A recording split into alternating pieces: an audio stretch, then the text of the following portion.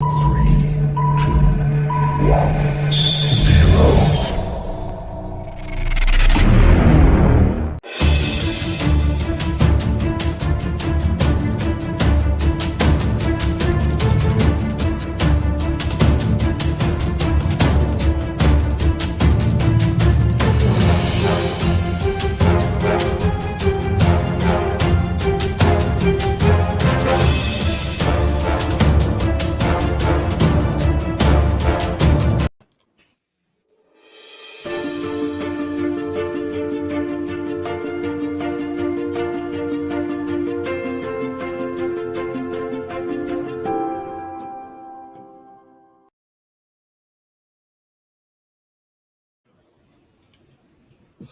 All right, and we're live. This panel discussion topic is titled Artificial Intelligence, a Blessing or a Threat? So what is the application, concerns, and opportunity for AI, and what should we know more about it? Hello, welcome, and thank you for joining us today. My name is Sanjaya, and by day I'm a growth consultant in digital customer experience platform, whereby I help organizations enhance the customer experience throughout the customer journey. In my personal time, one of the passions that I have is exploring ways of effective communication to bring awareness and action towards social media causes. So today we're going to be talking about AI and what we should be aware about it. This is actually quite a big topic. So for the purpose of today's 90-minute panel discussion, we'll be trying to focus around the three main areas. Firstly, what is AI and its use and place in the world? Secondly, what are the pros and cons of AI? And third, who is responsible for managing AI and how can we all do our part to create a better world with AI? Before we begin, I want to give a quick reminder to the audience today. We have a treasure hunt that's going on. So if you look on the corner right of your screen where you see us, next to Leslie, actually, I'm not sure if others are seeing different people, but on the right-hand corner of the screen, there should be a QR code. Use your phone to use that QR code, follow the link, and there will be instructions on a way to win and to play and win some amazing prizes as well. So for those who are tuning in, please use that QR code and see what happens. You might win something at the end of it. Okay, so to kick things off, I would like to introduce our esteemed panelists. It's my pleasure. We were supposed to have Manoj on the call, and we really hope that he might be able to join. I think he's having maybe some issues to join in time, but hopefully he'll be there. But in the meantime, we have Andrea, who's going to be joining us and filling in until he comes along. So as everyone knows, Andrea is the founder and the organizer of this Global Empowerment Summit. Hi, Andrea. Thank you for standing in. Hi, Great. everyone. It's nice to see it from the other side. Great. And next, we have Kenyatta Turner. Kenyatta Turner is the founder and behavioral superpower coach at Freedom Empire Consulting. Kenyatta works with individuals and organizations to provide deep behavioral insights to assist with clients' connections, sales, retention, buying patterns, communication, financial temperament, just to name a few. Kenyatta, welcome. Thank you for joining us. I know it's really, really early over there, so I appreciate you having your morning tea to join us. Absolutely. I appreciate being here. Thank you so much. Hello, everyone. Glad to be here. And I got a question. Can I play the game with the QR? Is she talking? I think yes, you just have to have a free ticket. Okay. All right, I'm in. And then anyone can play and win. Awesome. Great. All right. And last but not least, we have Lesidi Lehok. Am I pronouncing your name correctly, Lesidi? How should I be saying it properly? Can you hear us, Lesidi? Okay. So, yes. Yeah. How do I say your last name? Okay. So, you can pronounce okay, Lesokwe. Lesokwe. Yes. Lesidi Lesokwe. You got it. Great, awesome. Yes, I usually don't get it that fast, but thank you for joining us. I think all the way from South Africa right now, so really appreciate it for you joining us. Lesidi is currently a design thinking practitioner He is involved with MIT Startup Labs as a participant. Also, he was previously involved with Prize as a campus director, which is the largest university startup competition for social enterprise, all while being a student at the Boston City campus and Business College in South Africa. Thank you, Lesidi, for joining us. Thank you very much as well for having me. I'm looking forward to engage with the panelists. Thank you very much. You're welcome. Happy to have you here. Okay, so I thought it'd be great. We have a bit of time. I wanted the audience to get to know a little bit about the panelists in some trivia questions that I'd like to ask. So starting off with Kenyatta, you say that the work that you do is helping and protecting your clients' freedom empires. What is a freedom empire look like for your clients? Oh, that's fun. So a freedom empire in my mind is more of a state of mind than it is a place or a thing. And it could be, but it really is there's many years ago when I left my industry that I worked at. I ran colleges for 20 plus years, worked in colleges, grew up working in higher education, and hey, Jag.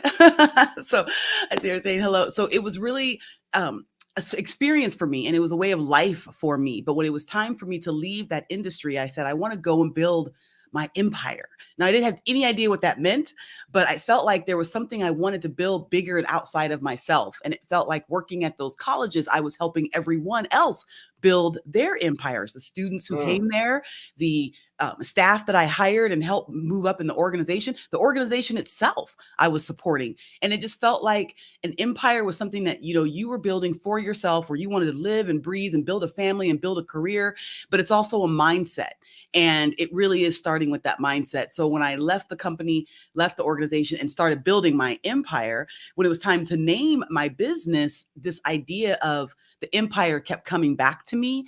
And the idea of what I really was trying to create for myself was freedom. And I wanted to be autonomous, and I wanted to have the freedom of mind, body, and spirit to do and live my life the way I wanted to live it. So the name Freedom Empire kind of came out of that.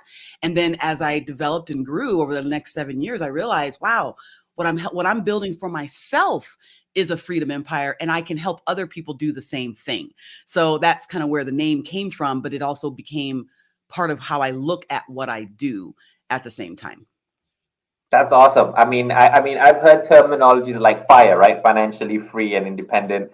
But this looks like what you do is you're taking just not about money, but actually also your spirituality, how you're being, the kind of environment that you want. That's awesome. Cool. Absolutely.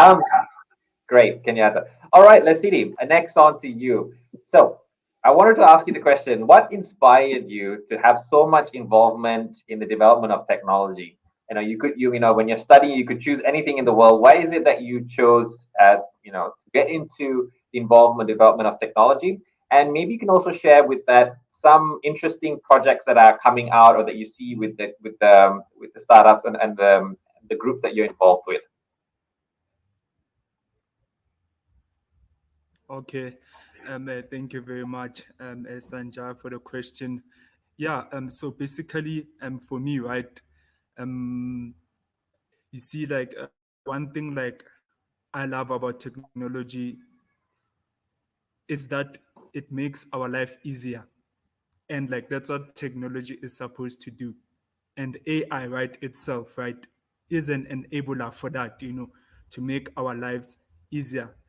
So basically, my involvement with tech, right, was that it was in 2018, I think, right. I was involved, right, with a venture capital firm called Ingressive Capital. So basically, they had a program, right, whereby students, right, from Africa, they host tech meetups, whereby they invite tech experts in software engineering, website, app development. So basically, to answer your questions, like that's like how like I was involved in tech, and then like that's what even made me more interested to follow up with tech. Yes. Great, fantastic. Thanks for sharing a little bit about you with us, Leslie. Andrea, I didn't have any questions prepared for you, but maybe I want to ask you what is the most, whatever news you've heard, maybe it's not available right now, but what news about AI have you heard that is most exciting to you, even if it's probably further down the line? Let me say that there are so many things coming up with AI that I cannot even comprehend. I mean, I'm learning so many things and hearing so many things every single day coming up, popping up, like content writing will be replaced by AI very, very soon. There are AI bots writing songs. You can just give the field and the mood, and the AI robot is just writing the song. Really, you will not have content managers, sorry to say this, guys, in a few years, because they can create content, they can add the exact picture that is creating the mood, and they can create the text itself. So there are so many things coming up, and I have to say my journey with AI was not so friendly from the beginning. As an empowerment specialist, I was like, no, I don't want AI because it's taking away a lot of things. But now when I'm talking to people and I'm getting more information and I'm learning about it, I see the opportunities, because there are so many jobs that are needed to create. We need to create new jobs and new types of industries because of the AI and what's coming with it, that it's getting something super excited. And now organizing this summit, I would say, I would love to have a robot who would handle my Excel file and just do this and that. And I could just focus on the speakers and on the participants and on the things that I love. So basically, it's a really nice thing to have something which is taking away the repetitive work and all those things that, if we use it that way, it takes away a lot of things that we just waste time with, to be honest. And then we can focus on the things that we love to do. And I did Kenyatta's quiz a few hours before and say what did it bring up, community builder. So it's working. So AI is working. I had to say, because this was the first time that I tried it, and that's it. It's a clever system. We just have to figure out a way to keep it good and use it for the good. That's it. Yeah, you raise some valid points, especially around how AI can, create songs as well and do content writing. So for me, myself, being a creative person who draws and arts and sculpts, I'm thinking I have to reevaluate myself. Maybe I will not be around by the time that is completely no need for artists, but still, it really makes you question what is the meaning of life, what is creativity, if actually something we call artificial intelligence is also creating it. Okay, great. Okay. I am going to move on to the next segment, which is before we actually get into talking about whether it's AI is a threat or a benefit. I thought maybe we could, from our personal perspectives and experience and knowledge, for the audience who maybe never heard of artificial intelligence, put some context into what artificial intelligence is. So, Leslie, starting with you, I just want to ask, from your involvement from MIT Startup Lab, the Hubs Prize competition, what are some of the artificial intelligence products that you see that are coming out that are most exciting to you?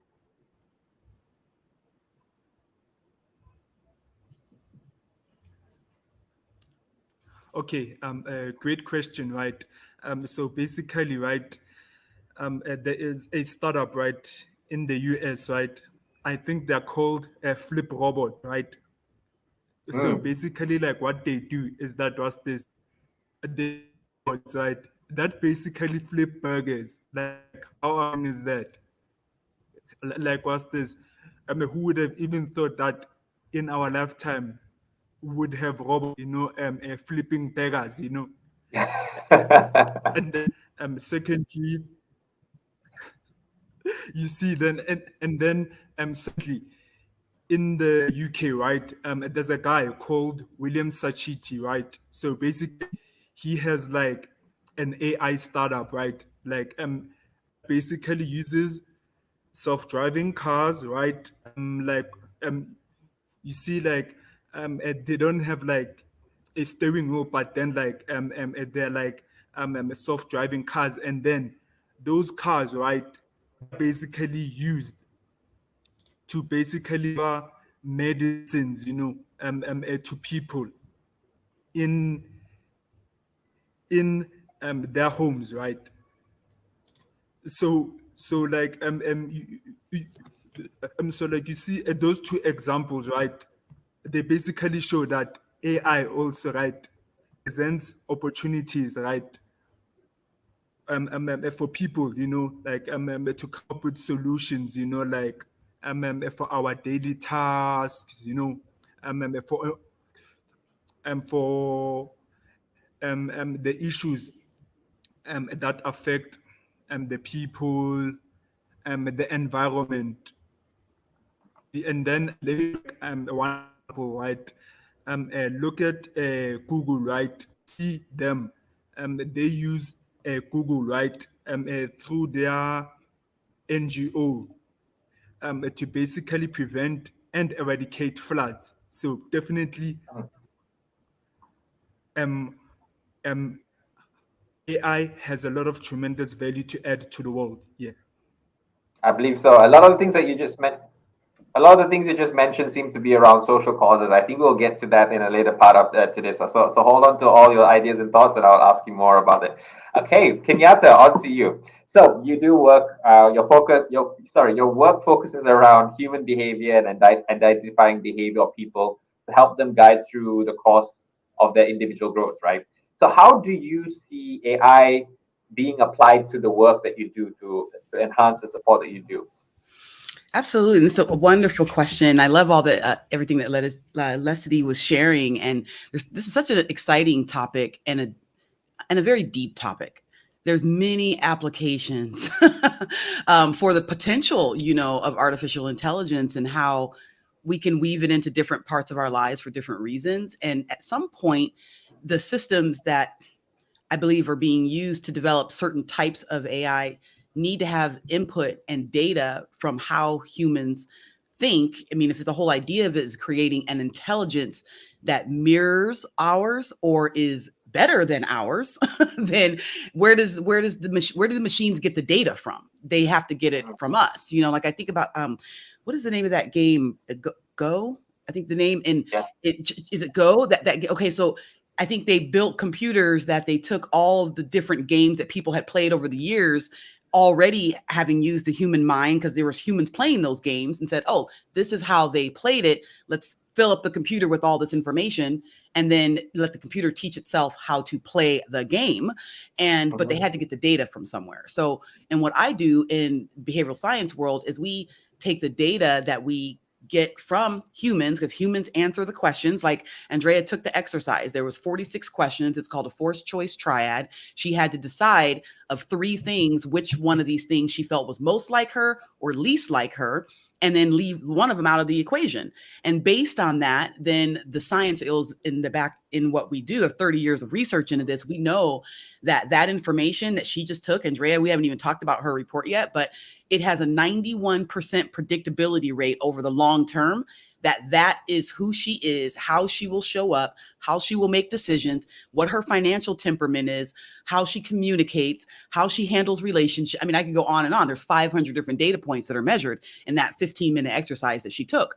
So we know that we can take that information, those 500 different data points, if you will, and it can be compiled in whatever way is necessary to then give that information to a system of sorts. Let's say she takes the information and it's put into a system where someone is trying to decide what her decision-making process might be and how she makes purchases, as an example. Okay. Or how she would communicate in a sales situation or a relationship situation. It can predict that at a 91% rate, how she may show up. But what it can't do is 100%. Because there's factors that are going to come into play that are her learned knowledge. She might read a new book and learn something new and want to behave differently or make a different choice because of the situation in front of her at the moment. But at about a 91% predictability rate, we can say this is how she would show up. And not just her, myself as well. Her profile is a community builder. Mine's an influencer. That's the title, not a social media influencer, for those who are watching who was like, oh, no, it's not the same thing. So that's how we know that we can take the data that we have, that we've been collecting over the last 30 years and, validate 125 countries in 11 different languages all over the world. We know that this information can be used with certain systems to help guide, predict, or encourage certain outcomes.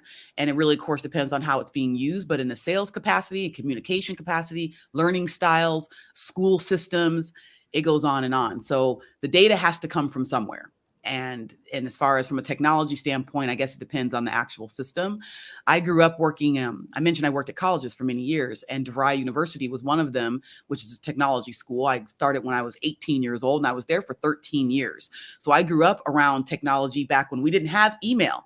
So I remember getting email, and I remember when it came, it was like, what is this? You know, so I grew up watching this evolution of games and engineering, and I remember going into the labs and watching students build, you know, little robots to do the most, at the time you might have thought simple things, but it was not so simple. But now when you look where things are now, yeah, it may seem simple then, but it was the start of something that would have me always intrigued. And I was so nosy, like, oh, wow, you can make a program to do this. But again, the data always had to come from somewhere. And usually it was us. So that's how I see what I do kind of fitting into that space a little bit, not a little bit, a lot. And we're, you know, it's already happening, but it's going to happen a lot more. Thank you for sharing, Kenyatta. I was quite curious because most personality tests you talked about. I haven't done yours, and I hope I get to do it after this. Is usually like a bar, right? You choose which side of are you more like it, not like it. But I was interesting that you actually have another element where you choose to actually exclude. So there's a third dimension to what most other personalities. Awesome, yeah. Yes. So I'm not so deep into AI, but I'm thinking that that's also another element of human behavior that we can input that data into AI, as this is something that humans do, right? The morality question or making decisions between right and wrong. Mm-hmm. Absolutely. All right, great. Andrea, to you, what does artificial intelligence? I know we already asked you a little bit earlier, but a little bit more detail of what does AI mean to you, or in your experience? It means exactly what the question is here below me, scrolling through the screen. So AI means me threat or blessing. I'm still on a hesitation because, as just Kenyatta said, today we are living in a world, and I will be totally honest with you guys, we are living in a world when manipulation is all over the place. So you don't know which media to trust because all the medias are manipulated. Everything is just trying to, get into our heads and try to tell us what to do, how to do, why to do it. And everyone has an agenda. So if AI gets into a very bad place, Kenyatta's tool simply can be used for manipulating people with marketing messages and simply can make them buy something that they don't need. And we had this before without AI already, so I don't see why it could not happen with AI, which is a more clever system. So there is a lot of threat and a lot of negative thing with everything in life, right? But I don't want to go against it because in medical appliances, when it goes to helping people, when it goes to help and make lives better or the life expectancy better, the just living a normal life for some people who couldn't do it anyway without the AI robots or so. There are also very many positive things. So right now at this time of the day, I cannot decide pro or contra. I would say it's a very amazing tool. There is so many opportunity, but there is also so many things that can go wrong that I'm afraid for humanity from that perspective, that I don't believe that humanity is already ready. Before we need awareness, before we need to bring everyone leveled up, before we need to close the digital gap. And we even haven't closed the normal literacy, but we have to close the digital literacy. And once we all did that and we educated the people, then I think AI will be a good tool and it will be less be able to manipulate it or use it for a bad reason. So that's my take on AI today. Great. I think we can end there. I'm joking. Sorry. No, that's fine. No, actually, you raised some really great points. We'll get into that a little bit later in a different segment. So I have on the chat as well. Someone's asked, Tim Son is saying, have you tried copy.ai? Has Kenyatta or Leslie heard of copy.ai? I personally haven't. I haven't heard of it, but hey, Tim, no one loved Tim Sohn, but no, I haven't heard of it. So Tim, put in the chat, what is it? I don't even know what it is. Yeah, I'll try to do a good It quick sounds like Google. something that'll write my emails for me. Is that what it is? And then we have Sin Fung Chan also saying Yo, heuristic sure. and cloud technologies accelerate the development of AI. True, very true. The more repository that you can put in more data, information, and be able to increase the computational power, of course, the results are going to more resemble the amazing computer we have between our ears. Definitely. Leslie, were you trying to say something? Oh yes, regarding the copy AI part, right? Isn't it? Kenyatta asked if first is it can copy email. So then uh, okay, okay. So like I said okay, if first is can do that, then definitely I will adopt it. That is. I would do the same. I would send the messages to you all guys with the copy.ai. Yes. And I would respond with it. All right. Okay. So, I mean, just to give the context of the audience in case they're very new, I was hoping Manoj will be able to go into a bit more detail, but just to give some context as well, there are currently, it will obviously probably advance even more, but there are currently 4 main categories of AI, right? Reactive machines, limited memory, self-aware, and theory of mind. All complex things. Hopefully, Manoj comes in a bit later with him. Leslie, we can also go into a bit more detail of that, as Manoj has a lot of hands-on experience working with AI in the midst of it. Okay, let's go on to the next part, right? So we've identified what AI means to us and some of the applications that we've experienced. What the next question that I want to ask, but before I do, I actually want to ask a trivia question to the audience and to the panelists as well. When you think of AI, what movie comes to your mind first? Starting with Kenyatta. One of my favorite movies, The Terminator, the first one. Ah. Yes, So actually, I love them all, but the first one's my favorite. So is it the redemption story of it, or the doom and gloom of the future that like, Gosh, it was just I was in grade school when that movie came out, and I would just watch it like every day. I come home from school and just watch it. I mean, it was just fascinating to me. So it makes me curious now, thinking, 4th, 5th grade, like why was I so fascinated with that movie? I'm sure it had shaped some of my thoughts about the future and the possibilities of the future, but it wasn't like it was scary to me. It was more or like the doom and gloom. It was just interesting to me about how people how people communicate with technology.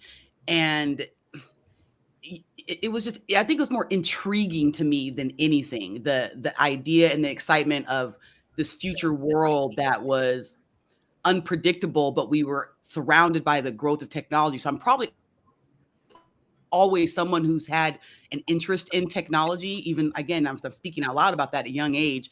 My father was into computers and an engineer as well. So I think that to me, it was just always very interesting. So that movie comes to mind right away. When you say AI, I think of that right away. The first movie that comes to mind.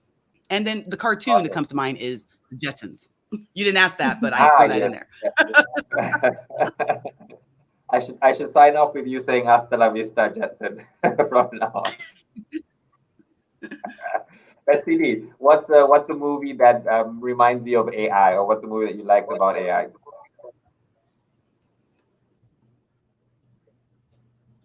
Okay, the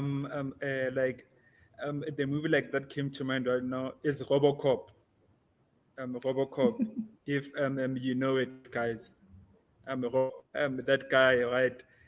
He is a robotic, taking down the bad guys, sensing the environment, to detect potential criminals, it's a movie like that comes to mind. And then the MacGyver show, like if you know MacGyver, right, guys? Yes, yes. MacGyver. That cool car, Yeah, you see, that car, stuff, that also, right, used AI as well. And now, like, those things, they're currently a, a reality presently. So definitely, AI has been there for a long time, you know. Yeah. Awesome, awesome. Okay, so we've got a RoboCop and Terminator. It's two characters on the opposite side of the coin, so to speak, in the content of the movie. We have Jack who's saying, ask me the question: does Lion King fall under AI movie or animation? To my best of my knowledge, it is still considered an animation. It's not auto-generated, but there is some interesting news of how, like I was saying earlier, creativity can be emulated by artificial intelligence. So in the future, I think Lion King will probably be, AI driven. Most probably, we never know. Other movies also I see being posted up is Wall-E. Yes, I love Wall-E. Wall-E is one of my best feel-good movies of the future. It's also a cautionary tale, in my opinion, because the humans don't look so good in that movie. And then we have Space Odyssey 2001 and any others? No. Okay. So, Andrea, to you, what's the movie that reminds you of AI? I think it's Ex Machina. That's a very good movie with Ava, with the robot that can manipulate emotions and people. It's kind of like a nice different picture. So if you want to watch something that is a little bit different, and the other one was it's like HER, her. It's about like her, Yes. like you would Yes. say a lady for her. So it's about a guy who falls in love in a kind of like a robot with artificial intelligence. It's like a smart home, someone who is talking to him, and it's like very interesting setup. I have never seen anything like that. So if you want to watch it, then I will put the titles into the comments. And there's very very interesting movies. Yeah. If I could share my personal phase, I think when I was younger, I watched Bicentennial Man from Robin Williams. So where I mean, essentially the story is an AI gets little by little replaced. He has self-awareness and self-preservation, and then his creator, little by little, will replace his intelligence with actual mechanical human parts that have those emotions. So you see the trajectory from a robot going into more human like. And then the other one, like you, Andrea, is Ex Machina. Definitely, for me, it was a scary thought to see that there's a very blurry line between what in the future. You never know. Am I speaking to Andrea or is she an AI? I don't know. That movie talks about that. Great. Okay, so the next section, we've identified the benefits as well. What I wanted to actually now talk a little bit about is what is the current the current environment or the current circumstances that we're living in that we've been going through in the past 2 years. Kenyatta, can you speak to what are some of those social challenges or everyday challenges that because of what we are dealing with in the current situation, where you think with the use of AI technology, it could help enhance how people deal with a situation like this in the future? Well, initially, when we use our behavioral science tool, we call it behavioral superpowers, by the way, which is fun because we make behavior fun. It really just starts with, excuse me, teaching people about themselves. Why is that important? Because if we take the technology piece out of it and we're starting with, okay, let's say just the human, we know that we make decisions. Initially, we make them from a place of emotion. When we're frustrated, excited, anxious, stressed, extremely happy, extremely mad, these are the things that drive our natural behavior. Like what we were talking about with Andrea, 91% of the time, predictability, that's what the results show us. So under pressure, which a lot of people have been experiencing a lot of that. If you're talking about the last 2 years, we've all been put under a lot of pressure, a lot of stress, a lot of uncertainty, a lot of heightened levels of emotions, if you will, we're vibrating at a very high rate because of the things that are happening in the world around us. So we're showing up how we most naturally would, unless we stop and take a moment and try to think logically about how we should show up. Initially, we show up emotionally. So, bringing in that emotional intelligence and that regulation is huge. But it first comes with self-awareness of where you even are in the first place to have a baseline to know how you should or want to behave in a particular situation. Now, if we take that same information and that tool and you apply it to AI, with what, let's say as an example, people are online looking for things. They just are. That's how we communicate right now with technology. Many of us are on Zoom calls like we are right now, communicating with each other in 2D, I like to call it, so we're already doing that. So if we had systems where if we were making a decision about who we wanted to meet with and what product we wanted to buy, let's say, or what networking event do we want to go to, or who are we looking for as far as target markets for our businesses, or we're trying to find out how we want to connect and network with someone for a school that you might be interested in going to, or a job that you're interested in. Well, if you're using technology to help you do that, you're probably going to be searching online in some kind of way for that. No longer are we getting the yellow pages and pulling it. I don't even know if you know what a yellow pages is, but pulling it out and looking. You're not looking for information that way anymore. You're online looking for information. So if the system that you were searching through or interacting with had access, well, it already has access to much of your information just based on monitoring your patterns of how you do things. But what if it had some information based on the exercise that Andrea took? It knew how she was wired to be a community builder. So it presented her with things in her search for how she's going to deal with the situation happening in her life during this pandemic time. However, she's trying to grow her business or bring people together. She is naturally wired to bring people together as a community builder. That's what she does naturally. She doesn't need AI to do that. But if it knew that she was looking for certain types of things based on how she thinks and she feels, the system that she was searching through would present things to her that are in exact alignment with what she's going to understand and what she wants to know. Now, and we'll talk later about whether that's good or bad, but that's how it could be used to help people who are looking online for something, because we're all communicating online in some kind of way. And I guess the other thing I'll say is, what about the people who are working on resolution to world issues, as an example, things that are happening in the last couple of years? Well, all of those people have to communicate with each other under pressure, under stress, in frustration, and all these different things in order to create the systems that we need to solve the problem. This tool, again, self-awareness, understanding your behavioral superpowers, understanding who you're working with on that team and how to best communicate, that provides an opportunity to make a bridge in the communication process, which ultimately would lead to being more productive and more effective in the solving of the problem. So those kind of things. So to me, that's why I say behavior matters, because I truly think that it's the first step of that. And the last thing I'll say is that we also are wired to be very adventurous or very cautious, very abstract or very concrete, very flexible or very systematic. Andrea's report shows her levels in all those areas. Some people literally are just wired to be more risky and creative when it comes to AI. They might instantly look at this situation and be listening to me right now going, oh yeah, AI, this is great. Let's have it do all these different things. Where other people are wired naturally to be more cautious and more reserved and more concrete about a situation. And they might look at the same situation and go, well, I don't know, that sounds pretty risky. I don't know if we want to go there with that. Maybe we need to keep things where we can control them, where someone else is looking at, the future and the excitement of the unknown, but they're wired to look at it that way. Where someone else is wired to go, no. We don't know that that's proven, and we don't need to go down that road until we have proof. Those are two very different frames of thought, and behaviorally, we're already wired to do that. So I think it also depends on who's behind the machine.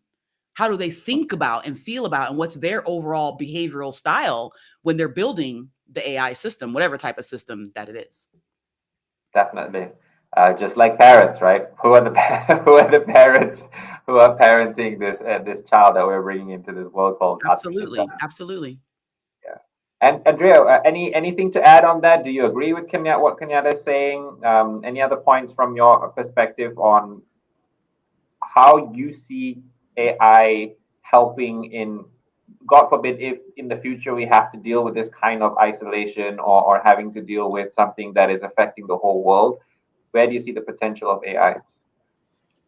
So I think Providing a company, for example, for people can be something, because I believe the biggest issue here with the situation that we are in is that a lot of people get separated, especially elderlies and those people who couldn't be visited, or those people who are a little bit left behind, and if you just think about Siri or Google, hello Google.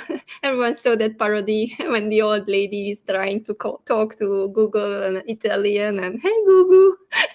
She just starts to just watch it. It's an amazing parody. So it's giving a sense of being with someone for those people who doesn't have family, because they can talk to the machine. Plus, it gives assistance to them, so it gives them answers like, what is this, what is that, where is it? Even if you are impaired by some ways, you have disabilities, it can help you. So I believe there is a lot of opportunity in AI to make the life more acceptable and more convenient for people who are, from some reason, differently abled.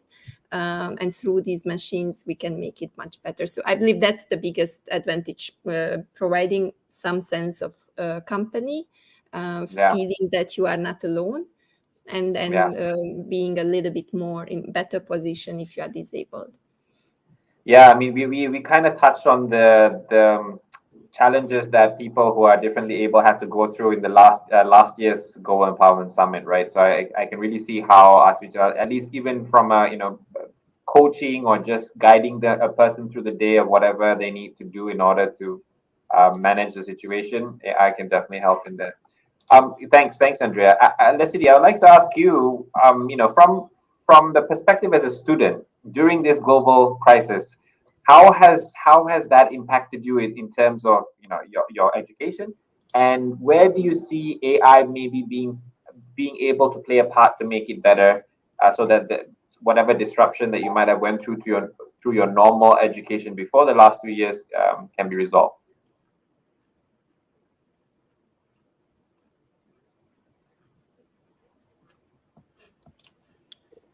Okay.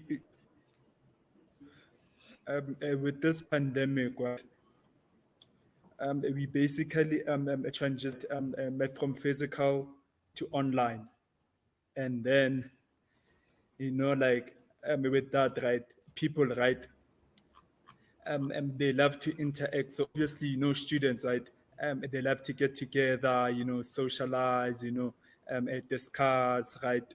So like the pandemic, right, forced us to be online, do everything online, submit assignments online, right? Okay, and then like how then can AI then help then to make things easy, right? For us, since we are doing education online. Look, right, AI, right, used, right, to like help students better learn, like by simpler stuff, um, oh, oh, oh, oh, oh, you see, AI, right, can also be used, right, to to basically create answers, where students don't know, like AI, it can also be used to um, the educators, to better grade, students, to better grade assignments, and then AI also can be used, right, to improve, the learning content for students, so that the content can be more engaging for students, made more fun, so that students, so that students, they get a lot, out of learning. And then to end off, right, you see at my school, right, when we submit an assignment, right, there's a similarity score, right? So basically, if, right, it like rates you above 30%, it means that you have to restart the assignment, right? And then if it is below 30%, then it means that what's this? You have like not copy or did plagiarism, right? And like what's this? The results, right? For the score, not 5 minutes. So like that's one example of AI being used in education to also combat plagiarism. Yeah, most definitely, Leslie. Yeah, thank you for that sharing. Yeah, one of the things that when I was looking up, did see was the possibility with AI to create personalized education programs. So, taking a bit of what Kenyatta's human behavioral model does, and then applying it into a structure that using the different aspects of a human and then creating a program just for them, because as we know, learning is not linear, right? There is a lot of studies now saying people learn at different rates. Some might be slow to develop in the earlier first few years, but then later on they really increase. Some people learn with color, some people learn with sight, sound. So learning the same subjects but being able to personalize the course to everyone's talents. I was going to say strengths. I think that would really revolutionize the way we learn and get better. Yeah, and I would like to add to that too, Sanjaya. And I was listening to what Leticia was saying, and I remember back when I was in college, getting my degrees, and there was, we would submit our papers through this process that would kind of tell us, the level of plagiarism, whatever, if there was a plagiarism, whatever. But you had to use that to make sure that you weren't. That was a very fascinating tool. It was very helpful to someone who was writing papers, as well, because we are obviously looking up information and then we are formulating our own thoughts and then we have to cite everything. And so, it helped teach me how to do that through using a system that was really AI. I didn't think about it that way then, but that's exactly what it was. So, but you mentioned something interesting about the learning process. And I want to mention as well, we know with this information and this data, because we use this behavioral superpowers data for teaching, for coaching and all of those things. But we're actually starting a charter school here in Arizona that will be based around that exact same concept. Now, we don't have the things put in place to do things from an AI perspective yet, but that's not to say that wouldn't happen in the future, because we know that when a child comes into our school and they will take the exact same exercise that Andrea took, a 12-year-old can take that. And if she had taken that when she was 12, it would have been very similar to her score today. That's what we measure. We're not measuring what changes from year to year. It's not that type of personality assessment. There are those out there that are like that. Most of them are like that, actually. But we measure what doesn't really change. And that's a different game, right? So because of that, we can teach, so we can use it to help a child or any age person. We can teach them things exactly the way they need to learn it. Because like you said, it's not linear. Everyone needs something different. But oftentimes when we do teach, because we only know so much about our audience, like their name, their height, their weight, we just things like that, whether they're a man or a woman or identify as something different. Like we only really know what we're looking at with our eyes. But if we knew how they were wired to actually receive information and disseminate information and make decisions, then we can customize the learning experience exactly to that. That shortens the learning curve. It's more effective. It's more efficient. Now, some might argue, well, but what about the natural process of doing that? Just kind of sitting down with a class of students and working it out. Okay, well, that works. But is that the future? Is that the most effective way to do things? If there is a better way, right? So it's interesting, but absolutely in the education application, this fits there very nicely and is very effective, actually. Yeah, I agree. I completely agree. But my perspective would be actually the heartache and the pain that could be avoided. Not so much about can I be even more efficient, but more rather, we as kids, some people learn a little bit faster than others. All that issues of like I don't fit in or I can't learn as fast as others. Those insecurities probably will be reduced, and that's what I'm probably excited about. What you just said. And the efficiency comes because of the lack of the heartache and pain as well, right? Because it just becomes more comfortable, and more accepting of who you are and why you're different than your classmate. And then the Yep. instructors also feel the same way. They see why they're different and they can help them, which causes peace and harmony. That's what we want, you know, and self-love on top of that makes it an easier process. And then everyone becomes more efficient just naturally because of that. So I can't resist, because we had a diversity panel discussion yesterday about like how can we make it a more inclusive and understanding world and people, and what you just spoke about is AI is a beneficial way that it can be used in order to bring people together, right? If learning differences are accumulated in the way. Andrea, is there anything else that you would like to add in terms of the benefits for children? So we've covered education. What other benefits do you see for the future generations with AI? I think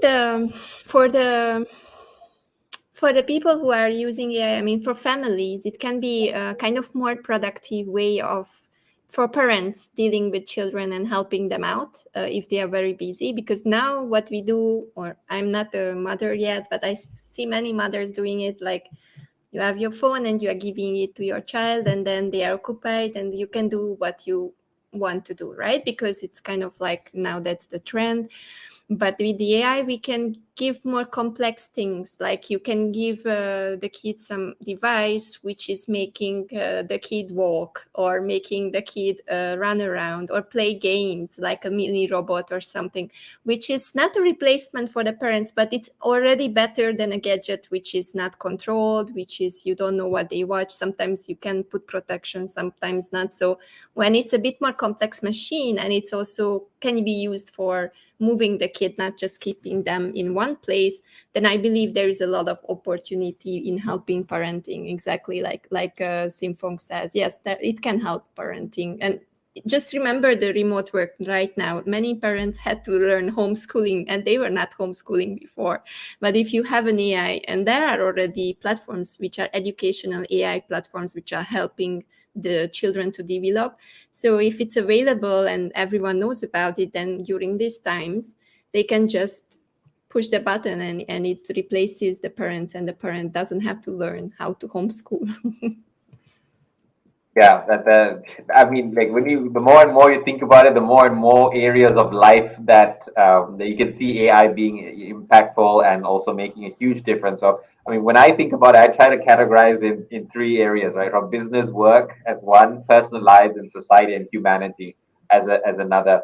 Let's say if I wanted to ask you, have you come across any projects that use AI that is targeted towards helping humanity or social causes? Maybe there are with flood victims or anything like that that you've come across where AI is being used. Oh yes, yes. Like you see, like look at a Microsoft, right? A Microsoft, they use AI, right, to basically prevent and eradicate like eye blindness, right? They do this through a partnership with some Indian a health entrepreneur. So basically, they partnered to use AI to basically eradicate eye blindness. And then coming back home, right? Here in South Africa, right? There is a project like this currently ongoing by the government, right? So basically, there's a place in Cape Town, right? A part of South Africa, right, called the Cape Flats, right? Like you see, that place, right? It is full of gangs, crime, gangs, like they terrorize people, they kill people, like that place, like it is like um, not safe for everyone. So then the government, right, and some community member, they basically then decided then to come up with a drone, right, by AI, right, to basically, right. So basically, there was one instance, right, where the drone caught a shooter, like who actually like shot at someone dead, and then the drone managed to catch that person, and then after, the police then managed to find the suspect, right, and then like you see like testing, it is still ongoing, but then within a matter of time, right? They will use AI, right? Like what's this? Fully to tackle the gang crimes, in that community, using drones powered by AI. So definitely AI can be used for good as well. Like okay, you see, to close with, right, AI, right, it is just a matter of application. If we applied good, it will have good results. If you applied bad results, it will have bad results. Yeah. So definitely, we can learn, from these two examples, which goes back, to Kanta's previous point, like how people see it. Yeah. Thank you, Leslie. Yeah, I completely agree. I mean, I think there is no simpler way to describe it than exactly what Leslie said. Apply it for good, have good intentions, you get good results. If you don't have good intentions, you get bad results. But I guess we are complex humans. Yeah, we are very complex. There's a lot of different nuances and intricacies of life in human beings. So those distinctions get a little bit harder to when it comes to morality and things like that. So hopefully there are people who are thinking about this. What Sinfung was also saying, another use that AI can come in place is AI and nanotechnology may work side by side with antibodies. Yeah, so your natural own immune system, and then like we're using the mRNA vaccine or other technologies and pharmaceuticals that help us. AI and nanotechnology can definitely support not only in the outside of our body and how to improve lives who those who need help, but also those internally as well. That's awesome. Okay, as we are getting to the segment where I wanted to now we talk about all the great stuff, right? So there's so many different applications of how AI can be used for the positive, for the good. But as I think each and one of us on this panel as well has identified, there is some caution that is required. This is not just a tool that you can just use free for all, let it be. So I want to spend some time speaking about this and our own experience of it, maybe. So starting with Kenyatta, if without being an ageist, I wanted to. I'm sure because you gave the example, you started in university, working in a university, being involved in technology at a very early age, which was pre AI and pre even internet, I would assume, right? But just around the time that the internet came about, what has human behavior changes that you have seen, that you experienced, that shocked you, that weren't there before the advent of AI? Like, for example, social media. We know AI is being used in social media. Is there any other shocking thing, or even social media, that you like to speak about, the concerns that you have? Wow. It's an interesting question when it comes to, like what might be shocking or what might be where I feel like there's a need for concern, because I think the initial question really comes to, if we're talking about AI in the sense of, as humans, we feel, think, and behave certain ways, and we want to control our existence, our survival, and our destiny, right? Of our time we inhabit this planet, which we weren't always here on this planet. Okay. So we were, people could argue, but I don't think we were always here, like, meaning in the state that we are right now. So there's something called evolution, right? That happens, and things have been evolving and will continue to evolve. So if we think about what we've seen right now of where we are, we as humans want to live a life the way we want to live it. And we want control over that. So we have these using technology in such a way to create, maybe conveniences for us, also using it to solve problems, maybe social, or humanity problems, or eliminate disease, or improve climate change, or use science to, help solve some of the things that we want to do. And we're doing that to create a better life for ourselves and what we think life should be like after we physically, here in this call right now, are no longer here, right? We think of the future of our children, our grandchildren, or, what does that really look like? So it's hard for us to imagine a life, another 400 years from now, from where we are today. And just as it was difficult for us to imagine 30 years from now that we would be having this conversation on StreamYard, or I was having to tell the other day, I think Sanjay, we were on a call and I had to tell Google, I think it was you. And I'm like, Google was playing music and I didn't want the music to play anymore. And I'm like, stop it. You know what I'm saying? But, that was a convenience until it became an inconvenience for me. You know what I'm saying? So it's very interesting. So the things I've seen like that have kind of shocked me, I don't know that I'm necessarily shocked in that I see the world as we know it always growing and evolving.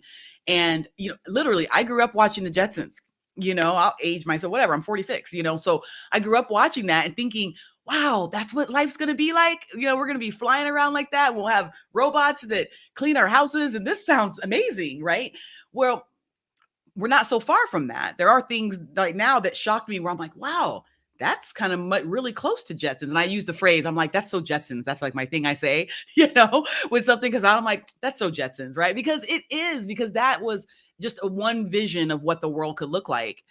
And what's shocking to me now, and I'm sure AI has a big part to do with it, is that people can just kind of go build their own spaceship now, right?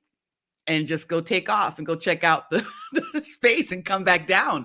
That wasn't happening a couple years ago. You know what I mean? And I don't know how much AI is involved in that process, but I bet it's a lot, So here it is, us as humans trying to evolve. And it's exciting to watch what's happening. And from a threat perspective, I kind of think along the lines what Leslie said, you have good intentions, good's going to come out of it. You have bad intentions, bad's going to come out of it. But I think that it really comes down to how do we hold people accountable?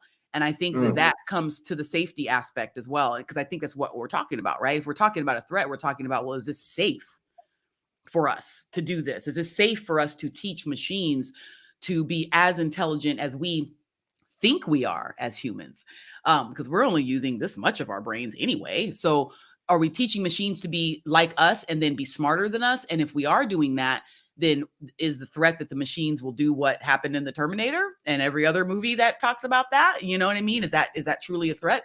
Well, it probably is. So again, if that's the case, then who's accountable for that? I mean, I don't have that answer. When it comes to democracies and governments and things like that, everyone's got something to say about that. So, but I think that's where the threat really, the couple of questions are: one, who's accountable, and how do we hold organizations or governments or whoever's creating this type of technology accountable for what they're doing and what they're doing with the information? And then two, if it's about the survival of the fittest, then it's about us as humans trying to survive, which is why we don't want computers to become smarter than us, because we feel like they would be a threat to then our humanity.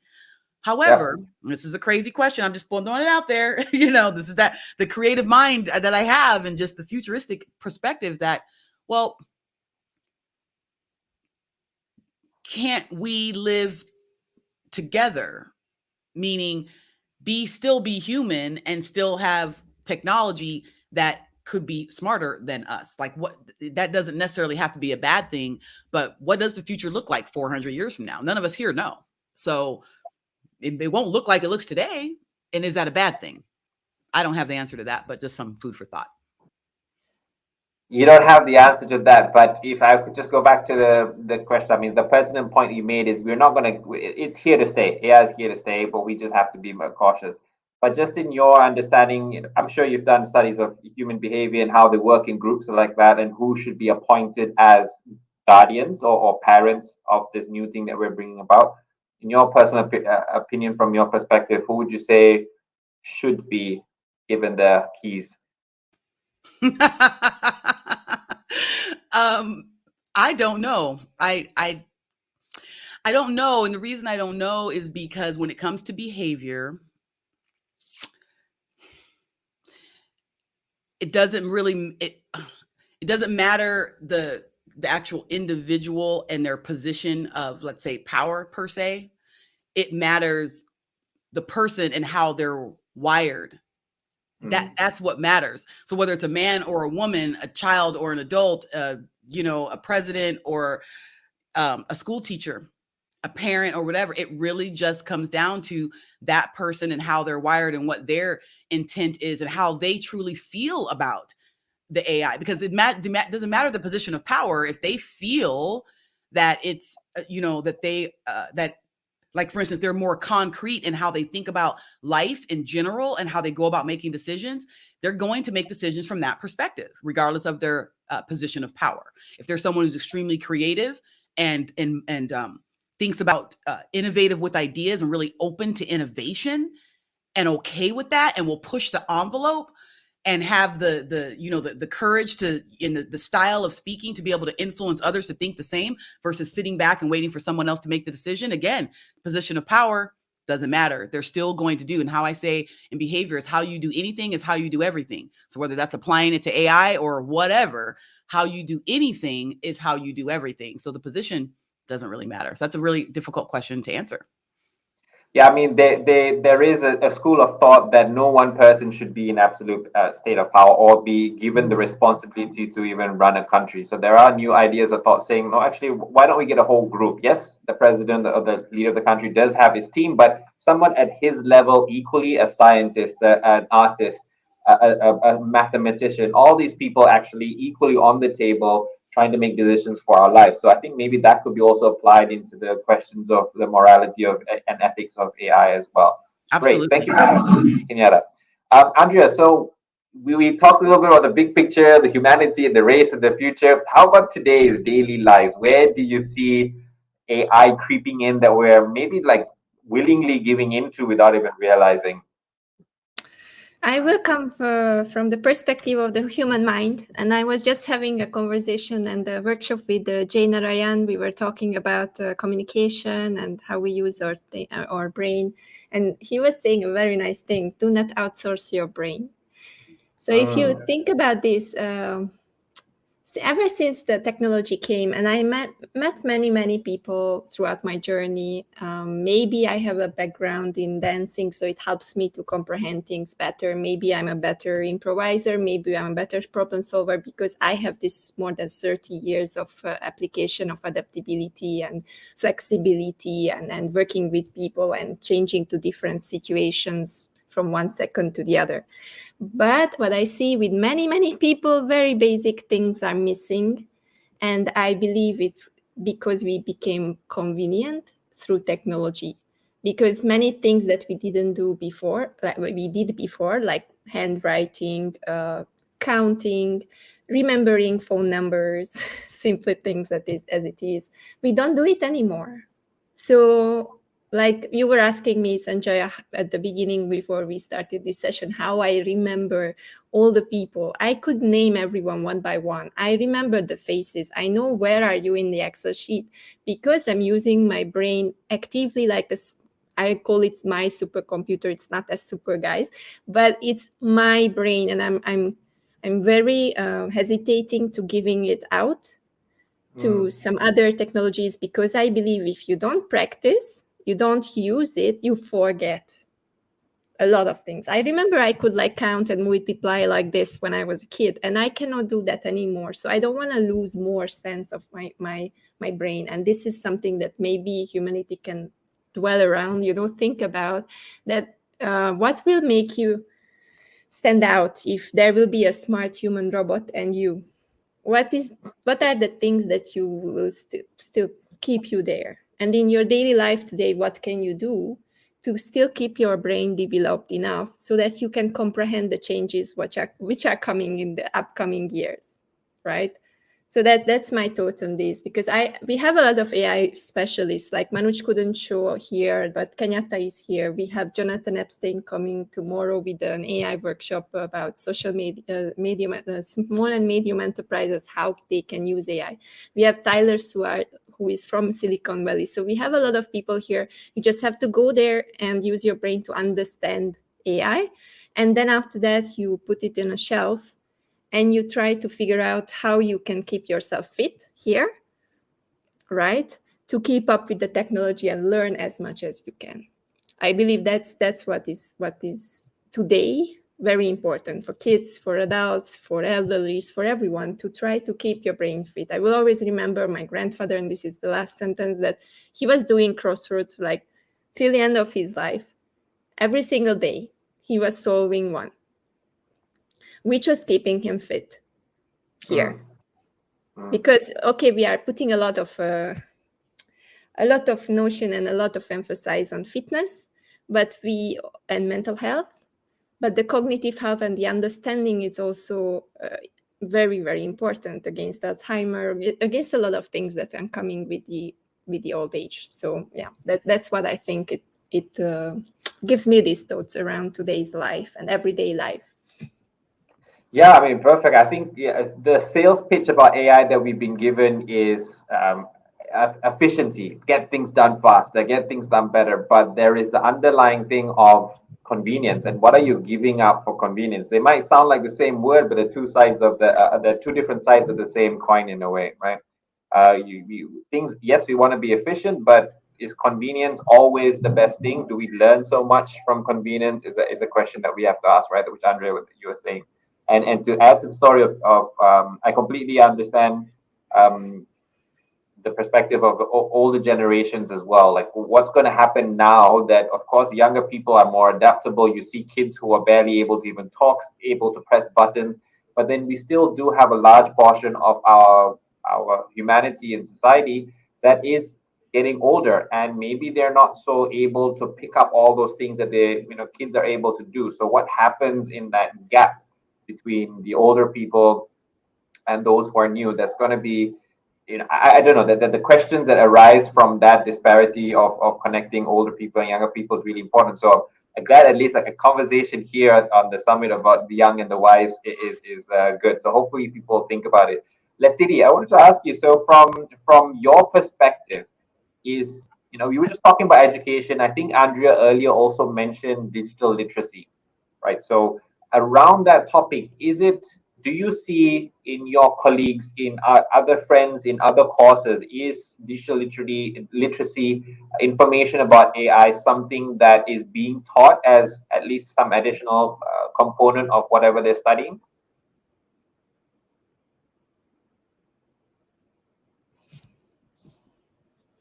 Let's see the connection. Let me see whether he's still here. Okay. Okay. Yeah, Okay. there's a bit of a delay for him. Yeah. Yes. Okay. Like you see, currently, right? There are measures being taken, right? To basically, like bring in AI, in education, to create awareness, right? Like let me make an example with myself, right? You see, I think it was last year. I think there was a course. It was called Personal Career Development. So basically, with that course, right, we had basically AI, right? So basically, we learned what AI is, what machine learning is, the pros and cons of AI.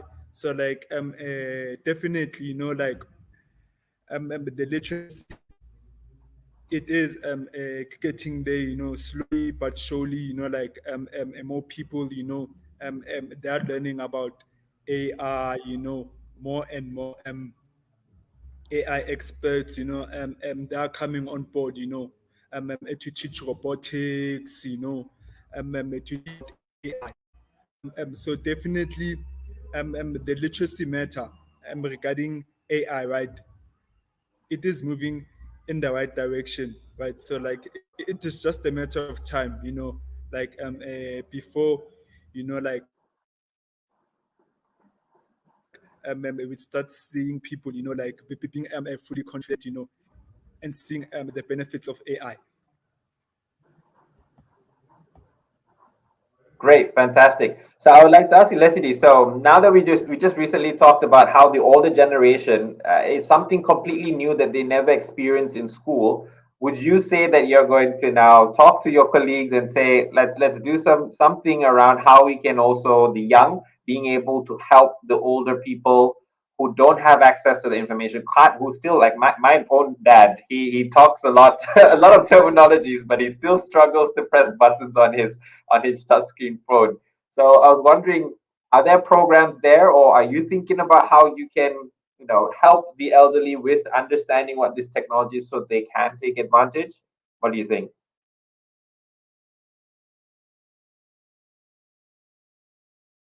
Okay. Okay, so like you see, right? If we can simplify things, it's done. If you like repeat what's this, what artificial intelligence is, how can it be used, right? Like even if what's this they don't understand the first time, you explain it 10 times until they fully understand it. And like it is like so clear in their minds that okay, fine, I understand this technology, I see how it works. It is just a matter of simplifying things, for the elderly, like showing them that, okay, this is the technology, this is how it's used, this is how you navigate it. And then our job is done. And then they will never feel left out because they know that, okay, hey, the young people, they're smart, they're savvy, we can count off them um, whenever we are stuck, or like want clarity on this a technology, you know. Great. Yes, fantastic. I agree. So I just started seeing light bulbs going off. We could use Kenyatta's personality behavioral model in order to understand who the communicator is about AI, understand who the recipient who is going to learn about the AI is, and then we can make a more efficient communication amongst all of them. Amazing. I think that so there's multiple ways that those can fit in together. Awesome. I'm actually excited about that. And hopefully someone will hear it and work on some sort of model or a system in order to do that. I agree. Okay. So we've actually covered it in terms of the dangers. I think it's still a very important question because in my personal opinion, yes, definitely AI is here to stay. There are great benefits, but a lot of experts are saying out there that we have to have this conversation now. Some of the people are saying that AI is in the infancy stage. We're nowhere near the dystopian future that we're imagining.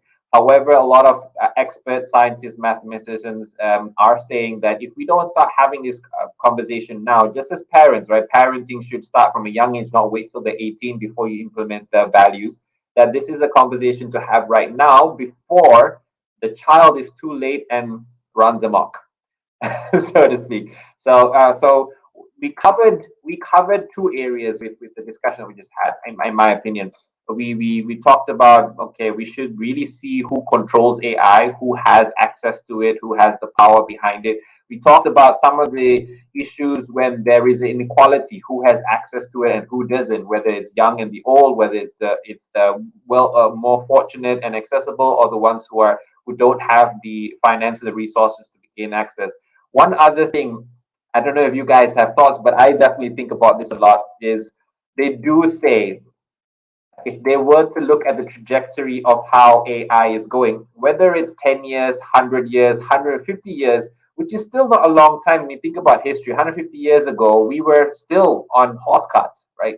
And here we are today. So 150 years from now is not that far away for us to start thinking about the potential of AI being self-actualized and have self-preservation, those human core values that we have and we call human. What if we humans create a life form that is not human but has those default centers? Because that's what we call humanity. That's where our goodwill, our morality comes in, are from those, predominantly from those two factors. What if we create something that also has I want to live feelings in them and they're not us? What happens then? Kenyatta, if I could have your thoughts. Have you thought about this? Well, yeah, of course. We thought about that because I believe, and there's probably places on the planet that something like that exists, and we just don't know about it yet because it has not been introduced to us yet.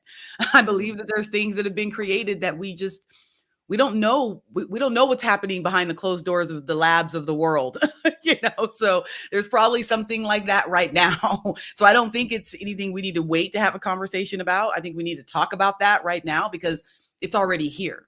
So, and that's how I look at it. Like, it's already here. It's not going away. We're not going backwards. I don't see us going backwards in our evolution of man because of technology. We're going to evolve into a new form of ourselves, and there's going to be something else that is be different than us. But because of the idea of human preservation and survival, if there is this thing that we have created that's not human, but human-like, but still something completely different, which would be then, not human, like a machine of some kind, then someone somewhere, you would think, would have like a kill switch for it. You know what I mean? Like, right?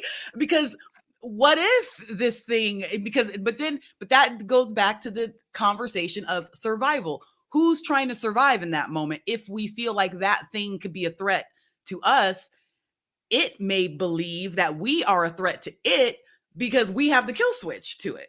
So again, going back to the first movie I mentioned earlier, wasn't that the whole idea? Isn't that the whole concept, is that Skynet was ultimately trying to control everything, but and trying to say, well, yeah, you humans are great and all, but we're better, so we don't need you anymore to be the world that the world is going to be in the future.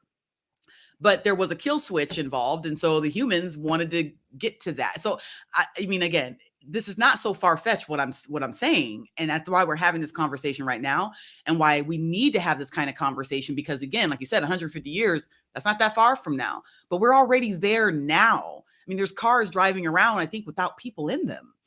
That's Jetsons. Okay, so we're already there, and we do need to have the conversations about what happens when these things that we created go outside of us. What does that really look like? And we're doing it to ourselves. So, but what does that look like? And maybe there needs to be some sort of regulation, and that might be, where's the off button on that thing? They look like Will Smith in the iRobot.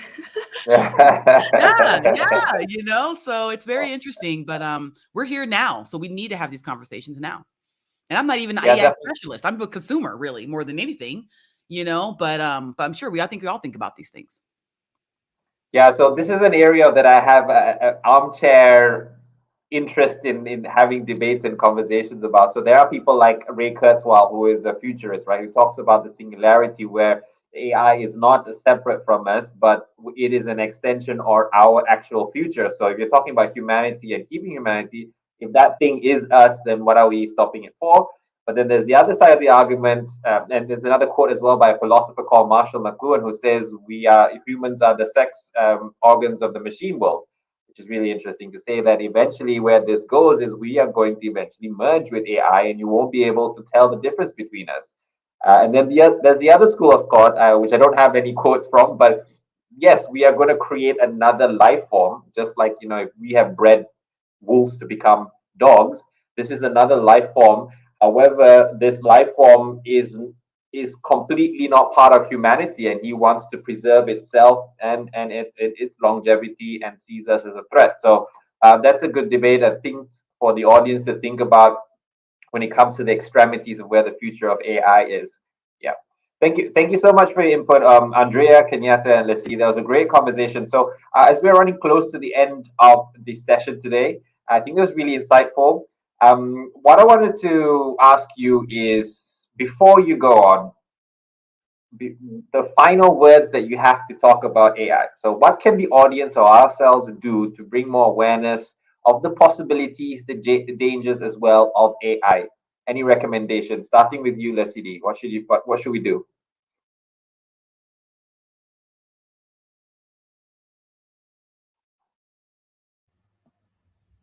Okay, so like to end things off, right? Like I believe that AI, right, the future, and we are gonna definitely see more of it, right?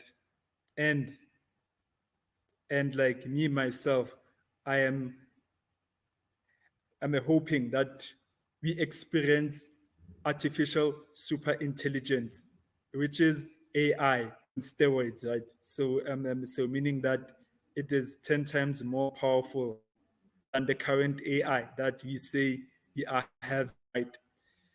Yeah. So definitely like me, like that's what like I hope the audience they expect to see, And then, like regarding the other question, right? Um, I believe, people, right? They must participate, right, in forums, events, whereby AI is being discussed, so that, you know what I mean, they can their own opinion, have their own conclusion, right? To say, oh, okay, these are the pros, these are the cons of this technology, and then after, they can be able then to have an informed view of this technology called AI. You know, people, right? What I would recommend is that they also take part, right, in AI workshops. Learn AI, course. You know what I mean, like, so that you know what I mean, they're enlightened, so that they're empowered. Like, so that they don't have like a negative view of AI, because like a majority of people, right, like my community, they think technology is evil. Like they haven't even like gotten to a point to, to look at the benefits. So like to close off, right, I would say that people, right, they must go and read and like learn about artificial intelligence, so that they have an informed view and opinion about AI. Yeah. Absolutely. I completely agree with you, Leslie. I mean, like, you don't have to be a nutritionist to want to learn about what's good to eat for your body. Same way, you don't have to be in the industry of AI to actually at least get some high level understanding of what's happening. So, should it come to a time where we have to make that debate, vote what happens or what's the right way to deal with it, at least people are informed and not coerced by those in power who have it. We all have a way to actually make a vote and make impact that decision on which way to go, right? More people involved, more people represented means we can kind of guide for the greater good of everybody. I completely agree. Andrea, in the last 5 minutes that we have for both you and Kenyatta, what are some fun final words for the audience regarding AI from your perspective? I would close this on my part with the fact that I would like to encourage people to, just as like Leslie, learn more. That's the first thing. Second thing, don't let your brain to get lazy. Try to keep it up and exercise every single day, no matter whether it's a memory game, whether it's I don't know, just like my grandfather doing a crossword or anything that you like to do, right? And the third thing is, don't be afraid, but be open-minded, but also keep an eye on on how it can affect you negatively, and inform others also about this, because it's just our responsibility. You know, our generation, I believe, I'm from 82, so we are the generations who have been living before the technology was here, and we also see already the new technologies coming in. So it's exactly our generation who is bridging the generations by letting them know how it was before and how is it after. So that's something very important, because that's our heritage and that's our kind of like legacy. This was our childhood, and today's children don't even know what is a line phone, or you know, the the phones that you had to really like dial in and all these things. But with this, if we keep talking about this, if we keep it alive, then we can make them understand the real value of life and keep them slow down a little bit, because pacing up everything too much maybe will hurt humanity more than keeping it paced and time it up, so that everyone can prepare and we can all be aware, just like Leslie said, before it hits in, and then everything will be hyper futuristic. That's all. Yeah. I had I had a vision or an image in my head of exactly what you said in terms of AI. Can we use AI to just enhance our life a little bit, how we're living, versus racing to the moon or going as fast to the next the future evolution of humanity? Kenyatta, your final words, please, before we end this session today. Absolutely. Well, I just want to say thank you first for having me here. This has been such a great conversation with you, Sanjaya, fantastic moderator, and Leslie, getting to meet you. And then awesome that we had Andrea here. I didn't expect this. This is great. I got to get to know her a lot better, you know, this conversation. So I feel very honored that you happen to be on this panel as well. But there's a quote by a woman named Veronica Tagleva, and she says, to know yourself, you must first sacrifice the illusion that you already do. Okay. To know yourself, you must first sacrifice the illusion that you already do. And to me, that really speaks to having a growth mindset about yourself and who you are and how you see the world. And I would say to anyone listening to this, apply that concept to how you think and feel about AI. Like, you don't know everything about AI yet. None of us do. So sacrifice maybe what you do know in order to open your mind to learning more about it. Exactly what Leslie said. He said, go out, learn about it, go to a workshop, listen to this, educate yourself, and then you can use your own critical thinking skills to make your own decision about how you feel about it. But if you don't know about it, then learn about it. And if you're watching this, then that's part of the process. So I would just say, continue with that growth mindset, realize that it's not going away. Just like no one asked me to make CDs. I still love my records, and someone made a CD. And I was like, no one asked me about that. You know what I mean? It's going to happen with or without you anyway. So you may just want to take some time to learn about it and to figure out how it can apply to yourself, your own humanity, your own family, your own business, and what that future really looks like for you. But have the growth mindset versus anything else. So, and get to know yourself better. Have self-awareness. Thank you, Sanjay. Great. Thank you so much, Kenyatta, for joining us. It was amazing, a great perspective. Andrea, for the surprising drop-in, thank you so much. And Lesidi, thank you so much again for your perspective. For me to wrap up and say my key takeaways, I don't think there's anything else that I would add beyond what our panelists said today. I appreciate everyone for joining us on a Saturday evening for this conversation. One last thing, if we have 2 minutes, Andrea, how can people connect with you, Kenyatta? Starting with you, what are the ways that people can connect with you? Oh, I'm on all the social media platforms. It seems like I'm on all. My name is Kenyatta Turner. You can see how it's spelled. My company is freedomempireconsulting.com. You can go there. But I'm on LinkedIn and Instagram and all of that, and I'm at Kenyatta Turner. And then my website, freedomempireconsulting.com. I love to hear from you. Let's connect. Thank you. And Lesidi, how can people connect with you? Okay. People connect with me on LinkedIn, right?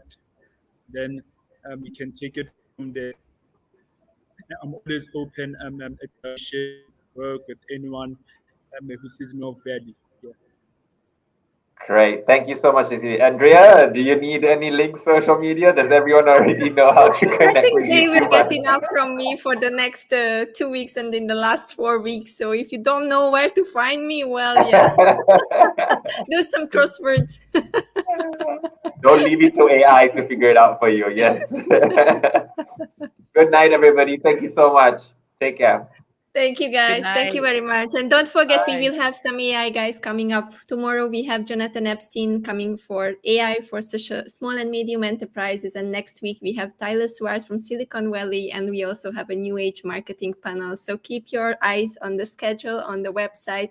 And if you have time, come to the networking party with a lot of surprises, games. Straight after this session, we are preparing the room for you. So see you there. Bye-bye, guys. Bye. Wonderful. Bye, everyone. Thank you, Take care. Sanj, for moderating. My Yes. pleasure. Great job. Bye, Leslie.